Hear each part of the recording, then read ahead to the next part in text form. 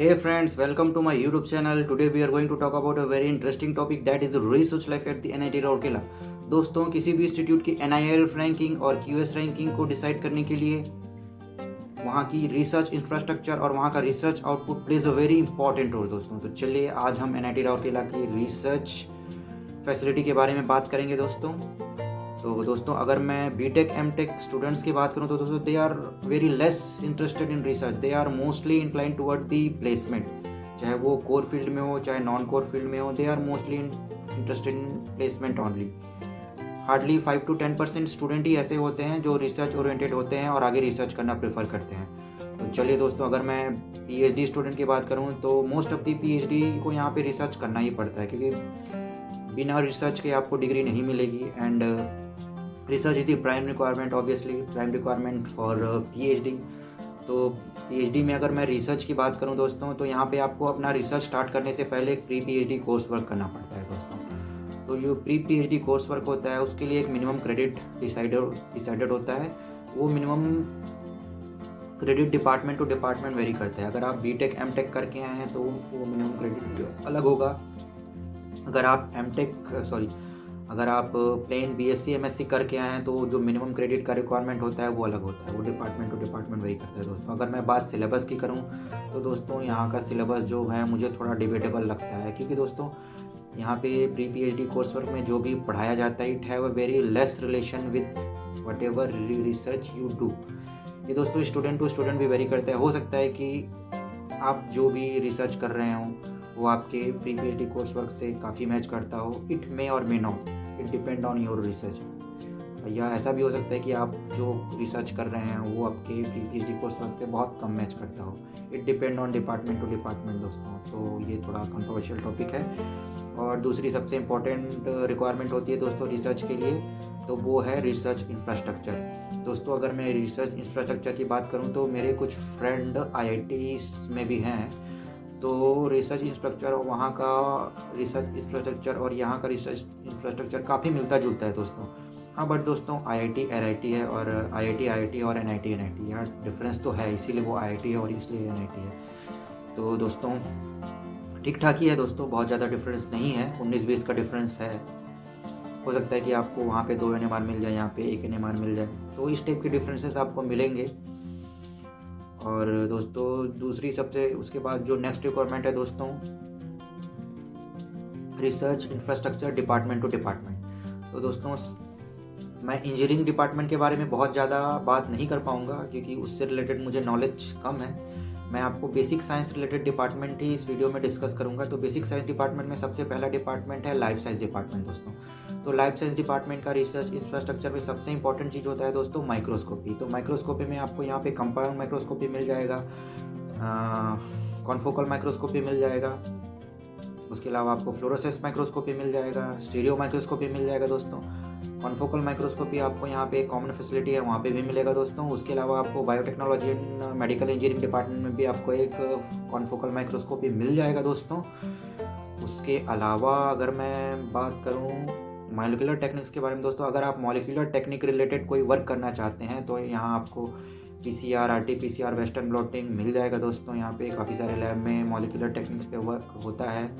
उसके अलावा आप सेल कल्चर पे काम करना चाहते हैं दोस्तों तो यहाँ पे सेल कल्चर लैब की फैसिलिटी भी है दोस्तों। उसके अलावा यहाँ पे आपको अगर आप इन विवो मॉडल की बात करो दोस्तों तो यहाँ पे आपको इन विवो मॉडल में ओनली ड्रोसोफिला मॉडल ही मिलेगा।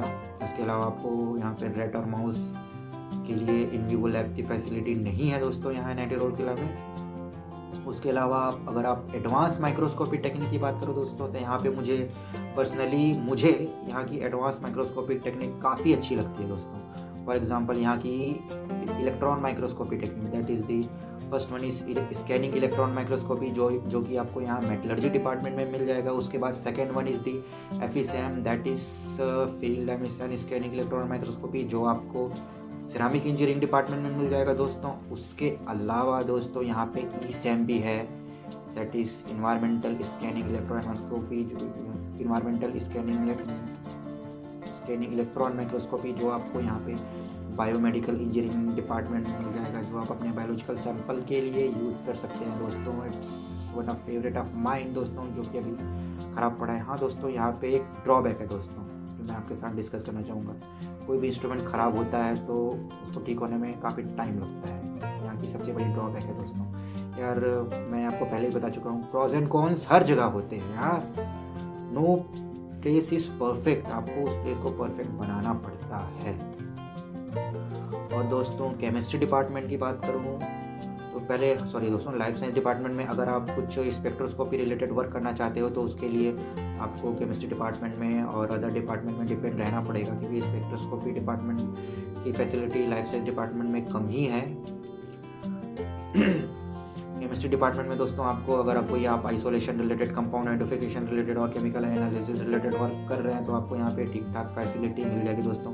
सारा इंस्ट्रूमेंटेशन तो मुझे याद नहीं है, पर दोस्तों मैं कुछ टेक्निक्स के नाम आपको बता देना चाहता हूँ। यहाँ पे आपको यूवी स्पेक्ट्रोस्कोपी, IR स्पेक्ट्रोस्कोपी और उसके अलावा NMR फैसिलिटी आपकी यहाँ पे ठीक ठाक है दोस्तों। NMR फैसिलिटी यहाँ पे काफ़ी अच्छी है। उसके अलावा HRM भी आपको यहाँ पे मिल जाएगा। यहाँ पे टैंक फैसिलिटी भी है दोस्तों, that is the transmission electron microscopy, जो आपको यहाँ पे केमिकल इंजीनियरिंग डिपार्टमेंट में भी में मिलेगा। उसके अलावा दोस्तों ठीक ठाक ही है दोस्तों। अगर आप स्पेक्ट्रोस्कोपी टेक्निक ठीक ठाक ही है, सारा कुछ मिल जाएगा आपको केमिस्ट्री डिपार्टमेंट में। उसके अलावा अगर आप क्रोमेटोग्राफी रिलेटेड वर्क कर रहे हो तो क्रोमेटोग्राफी में आपको HPLC और GCMS आपको केमिकल इंजीनियरिंग डिपार्टमेंट में मिल जाएगा। HPLC तो आपको केमिस्ट्री डिपार्टमेंट में मिल ही जाएगा। उसके अलावा LCMS भी आपको यहाँ पे मिल जाएगा दोस्तों केमिस्ट्री डिपार्टमेंट के अलावा। उसके बाद अगर मैं फिजिक्स डिपार्टमेंट की बात करूँ दोस्तों तो फिजिक्स डिपार्टमेंट में भी आपको ठीक ठाक इंफ्रास्ट्रक्चर आपको रिसर्च के लिए मिल जाएगा। कुछ इंस्ट्रूमेंट के लिए आपको हो सकता है CSIR की लैब में या फिर DI की लैब में, that is the department of atomic energy की लैब में आपको डिपेंड रहना पड़ेगा अपनी रिसर्च रिक्वायरमेंट के लिए। सो दोस्तों it's all depend on you. आप एक ऐसा प्रोजेक्ट या ऐसा काम देखिए जो आपको एक विद इन वन रूफ आपका काम हो जाए, क्योंकि अगर आप कोई ऐसा काम चूज़ कर रहे हैं जिसके लिए आपको दूसरे इंस्टीट्यूट पे डिपेंड रहना पड़े तो वो आपके लिए थोड़ा रिस्की हो जाता है, क्योंकि बार बार अदर इंस्टीट्यूट में जाना थोड़ा टाइम कंज्यूमिंग भी होता है, थोड़ा रिसोर्सेस भी उसमें ज़्यादा लगता है। तो it's all up to you दोस्तों, ये आपकी अंडरस्टैंडिंग पे डिपेंड करता है कि आप किस टाइप का प्रोजेक्ट डिज़ाइन कर रहे हैं अपने रिसर्च वर्क के लिए। और दोस्तों अगर मैं बायोटेक्नोलॉजी और मेडिकल इंजीनियरिंग की बात करूँ तो वहाँ पे भी ठीक ठाक फैसिलिटी है। वहाँ पे भी मेरे कुछ फ्रेंड हैं, कुछ फ्रेंड बायो प्रिंटिंग पे काम कर रहे हैं, कुछ फ्रेंड नए स्कैफोल्ड जनरेट कर रहे हैं, तो ठीक ठाक है दोस्तों। वहाँ पे भी रिसर्च की फैसिलिटी ठीक ठाक है, सब कुछ आपको मिल जाएगा। IIT से कंपेयर करोगे तो थोड़ा 19-20 है। उसके अलावा दोस्तों अदर डिपार्टमेंट की बात करूँ तो मेरे कुछ फ्रेंड मेटलर्जी डिपार्टमेंट में है, तो वहाँ पे भी रिसर्च का इंफ्रास्ट्रक्चर ठीक ठाक है। वहाँ पे भी कुछ स्टूडेंट अपनी रिसर्च रिक्वायरमेंट के लिए अदर IITs पे और अदर DRDO की लैब पे डिपेंडेंट रहते हैं। और रिसर्च के लिए इंफ्रास्ट्रक्चर तो हो गया दोस्तों। इंफ्रास्ट्रक्चर के बाद अगर मैं फंडिंग की बात करूँ तो फंडिंग भी ठीक ठाक है। यहाँ पे जो इंजीनियरिंग स्ट्रीम है वहाँ पे DRDO और DAE that is the department of atomic energy से ठीक ठाक फंडिंग मिल जाती है। और पर्टिकुलरली लाइफ साइंस डिपार्टमेंट की बात करूँ तो यहाँ पे भी CSIR that is council of scientific and industrial research funded project चल रही है। उसके अलावा DBT that is the department of biotechnology related funded project यहाँ पे चल रहा है दोस्तों। उसके अलावा यहाँ पे अगर आप इंस्टीट्यूट फंड भी टाइम पे मिलते रहता है आपके रिसर्च को सपोर्ट करने के लिए। अगर आप इंडिविजुअल फंड की बात करो, क्योंकि यार अगर आप रिसर्च कर रहे हो तो आपको अपनी फाइनेंशियल सपोर्ट भी चाहिए होगा, तो आप अपने फाइनेंशियल सपोर्ट के लिए यहाँ पे इंस्टीट्यूशनल फेलोशिप ले सकते हैं। इंस्टीट्यूशनल फेलोशिप के लिए आपको गेट क्वालिफाई होना ज़रूरी है। अगर आप गेट क्वालिफाई करके आए हैं तो आपको इंस्टीट्यूशनल फेलोशिप मिल जाएगी, जो कि all over the India fix है दोस्तों। उसका emolument all over the India fix है। और दूसरी फंडिंग होती है दोस्तों, अगर आप कोई भी नेशनल लेवल का एग्ज़ाम क्वालिफाई करके आए हैं, अगर आप CSIR का एग्ज़ाम क्वालिफाई करके आए हैं, DBT का एग्ज़ाम क्वालिफाई करके आए हैं, ICMR का एग्ज़ाम क्वालिफाई करके आए हैं, तो उसके थ्रू भी आपको अपने पर्टिकुलर रिसर्च के लिए फ़ंड मिल जाएगी। उसके अलावा आपने किसी भी मतलब इंडियन लेवल के जो भी फंड ग्रांट करते हैं, चाहे ICMR का प्रोजेक्ट हो, चाहे DBT का प्रोजेक्ट हो, DBT फंडेड प्रोजेक्ट हो या SCRB that is science and engineering research board funded project हो, अगर आप उसमें इन्वॉल्व हो रहे हैं तो उसके थ्रू भी आपको अपने रिसर्च के लिए डायरेक्ट फंड मिल जाएगा। फंड का अमाउंट क्या होता है दोस्तों, प्लीज़ डोंट आस्क दिस, क्योंकि ये लैब टू लैब डिपेंड करता है और प्रोजेक्ट पे भी डिपेंड करता है। ये लाखों में भी हो सकता है, करोड़ों में भी हो सकता है। तो यार इट्स मतलब ये थोड़ा कॉन्फिडेंशियल होता है, इसको ऐसे प्लेटफॉर्म पे डिस्कस करना ठीक नहीं है। और उसके अलावा दोस्तों तीसरी जो चीज़ होती है रिसर्च में होती है वो रिसर्च आउटपुट होता है, that is your paper publication.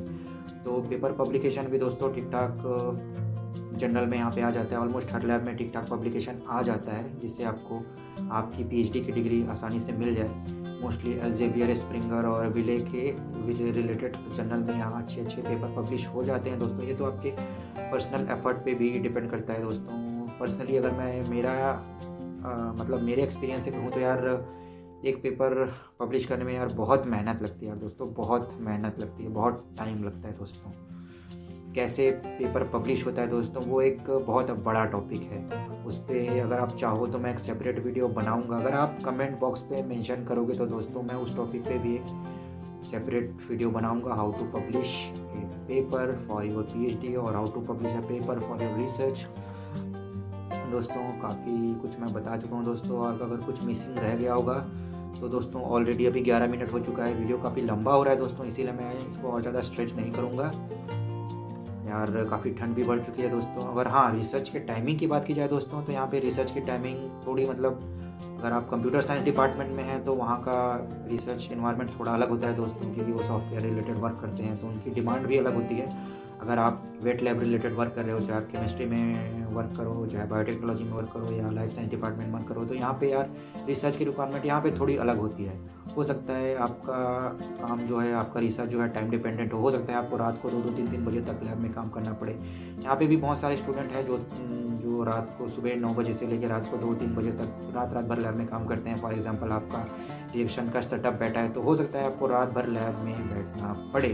तो ये आपके टेम्परामेंट पे डिपेंड करता है, आपके साइंटिफिक टेम्परामेंट पे डिपेंड करता है दोस्तों कि आप लैब में कितना टाइम स्पेंड कर सकते हैं दोस्तों। वैसे अभी रात को 9 बजे मैं लैब से लौटा हूँ, ठंड काफ़ी बढ़ चुकी है, इसलिए आप देख सकते हैं मैं भी आज जैकेट वैकेट मार के वीडियो बनाने बैठा हूँ यार। तो यार थोड़ा चैनल को सपोर्ट करो यार और सब्सक्राइब कर दो यार, मेहनत लगती है वीडियो बनाने में दोस्तों। आई एम रिसर्च ओरिएंटेड, मुझे रिसर्च करना अच्छा लगता है और मुझे टीचिंग भी अच्छा लगता है दोस्तों। Teaching is my passion, teaching is my hobby. Similarly research is also my passion, research is also my hobby. इसीलिए मैं स्टूडेंट को मोटिवेट करने के लिए और स्टूडेंट को कुछ अच्छा सिखाने के लिए, कुछ अच्छा बताने के लिए वीडियो बना रहा हूँ दोस्तों। क्योंकि कोविड पेंडेमिक सिचुएशन में आप देख रहे हैं दोस्तों कि जो रिसर्च लाइफ है और स्टूडेंट लाइफ है काफ़ी डिस्टर्ब है दोस्तों। तो मैं नहीं चाहता कि कोई भी स्टूडेंट डीमोटिवेट हो, मैं चाहता हूँ हर स्टूडेंट मोटिवेट रहे और अच्छे से काम करे, अच्छे से अपना रिसर्च करे, अच्छे से अपना बीटेक, एमटेक, बीएससी, एमएससी की पढ़ाई करे। तो यार motivation is my prime target दोस्तों।